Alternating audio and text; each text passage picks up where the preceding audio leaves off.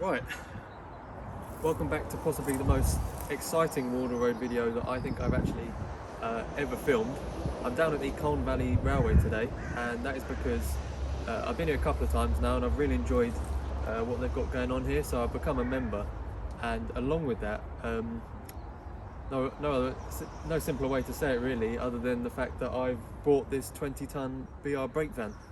So in today's video, I'm going to be giving you a tour of what it's like at the moment, what I plan to do with it. We'll have a look at the inside, some of the work that needs doing on the outside as well.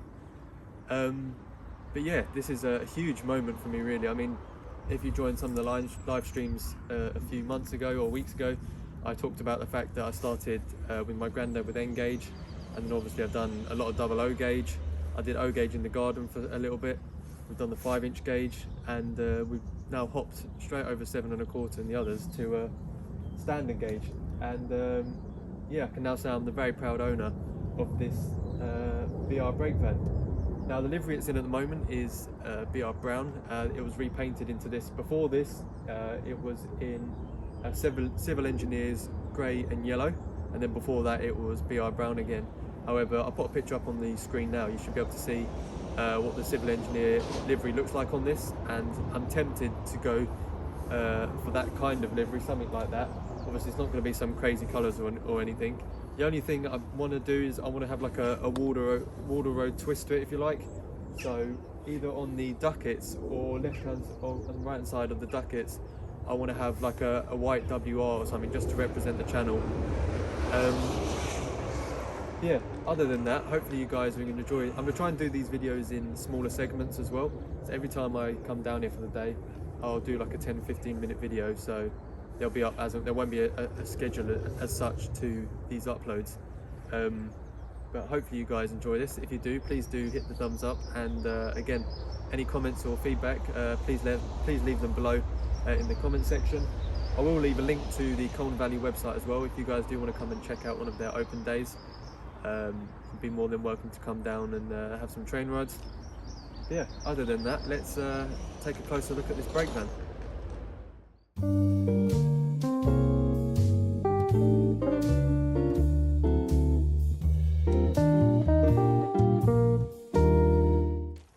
So we are trackside at the moment next to the brake van, and basically what I wanted to do is just run you through, we'll do, as I say, I'll do the outside and then we'll have a look at the inside, and have a look at what needs doing. I mean, 99% of it is a lot of cosmetic stuff really. It's all sort of rotten wood or damp wood. Some of the metal work needs the rust needs shaving back on it a little bit. But looking from this side anyway, the only sort of serious area of concern as such is this area here. Oh, I've already brought a bag with me to start filling it up with some of the rubbish. But yeah, it's this area here. So this originally had vertical pieces of wood covering this area here. So this is the only bit of wood left now between the outside and the inside area. So I'm hoping I can save this piece of wood here. It's a little bit damp, but I've got some wood hardener, so I'm going to get that on here as soon as possible, and then I think hopefully it'll be a matter of making up some new slats. Now these up here, these are both going to need completely replacing. I mean, I think that's just a very thin sheet of metal on that with some flaky paint, so they're going to need replacing. You can see here actually where the original screws were, yeah, as you can see, that holding these uprights, and obviously as this bar underneath is rotted away, the screws have come loose and these wooden pieces have come off at some point. These footrests along here, these are all going to need completely replacing the whole way along on both sides. The front of it's actually not too bad, but as you go further back, I mean, I can pull it away with my hand, it's so wet. Along here, all of this is just cosmetic stuff. I can go along with a sander and remove all of that and make that look nice again. So yeah, let's move on to one of the ends and I'll show you a little bit more. So if we're just looking at this end here as well, you see there's a concrete slab at each end of the brake van. Now this, I mean, all it's been prone to is some weeds and things growing in the cracks that have started to appear. So once I've pulled them out, you can just fill those holes back in with some more quick concrete mix, and that should stop that. But yeah, the buffer ends reasonably good condition. I mean, they're not as nice as these Oleo buffers next on the brake van next to us here, which is actually, I believe, in a old Satlink livery, which is pretty cool. But yeah, these buffers are slightly older, and obviously you've got the 3-link under there and the pipes for the vacuum braking, I believe. We've also got all of the lamp irons still in place as well. And actually, if you look at the wood round the frame there, if you like, that's all in really, really good condition. So a lot of that just needs treating, and then hopefully it'll be salvageable. I'm not sure about that piece of wood along the front there, though. I'm not sure what state that's in, so we'll go look at that in a second. We'll go down to the other end now. So like I mentioned on the first side, I want to, obviously I'm going to have to redo these, even if it means making up a new piece to get these footings, because obviously at one point these were level with the top, as you can see where the nails originally were. These were level with the top of this wood up here, but a lot of this under here is flaking away, so that's going to have to be looked at for sure. Again, this is all broken away as well, so these are going to come off at some point and be replaced.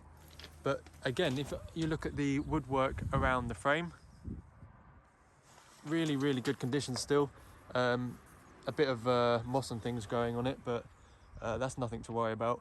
And the actual floorboards up here, they're all in relatively good nick as well. I mean, a couple of them are going to need changing at that end, but then the general stuff is just like rust and moss, I think, are the two things that have taken this over.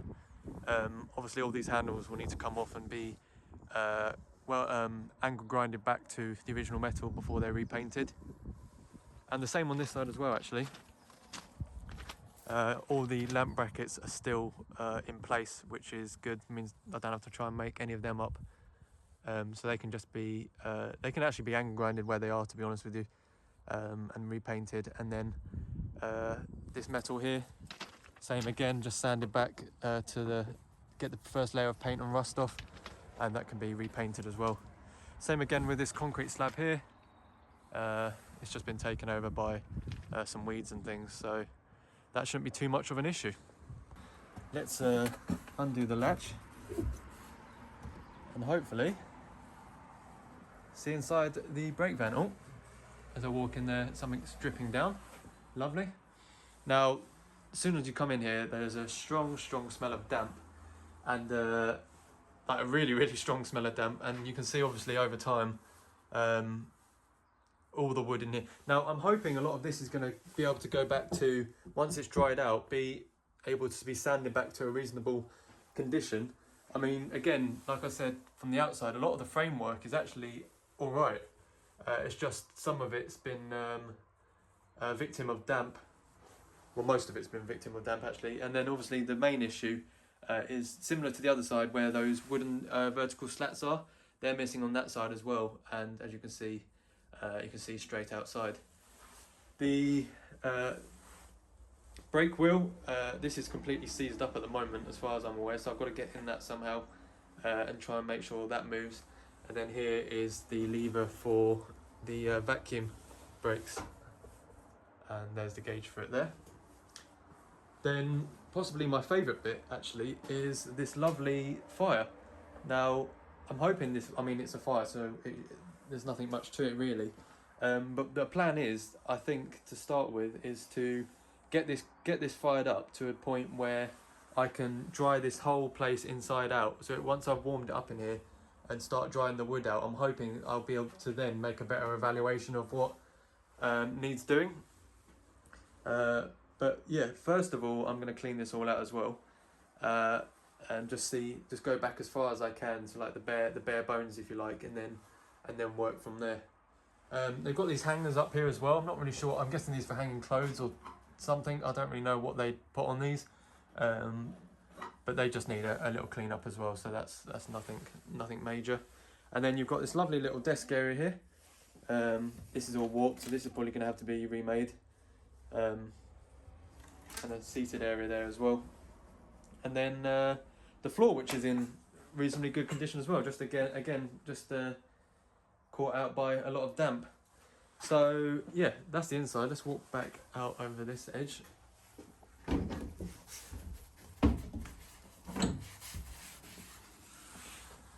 There's the other brake van. I can see the two driving cars there for the HST lined up next to each other. Oh, and there's another one there as well. And as I mentioned, we'll jump down there in a second actually, but yeah, this is the other side. Again, completely taken over by my new wildflower garden, which probably isn't going to stay. And then there's just a view of the top side of the concrete slab as well. So let's jump down the other side and take a look what needs doing there. There's the number identification plate, by the way, if you guys are interested. Funny enough, if you go on Google and type in brake van, then go onto Wikipedia, the first brake van that actually turns up on the images that they use for the stock image, if you like, is actually this brake van. You'll recognise the number off there if you've seen it. So this is the final side that needs some work. Like I mentioned, these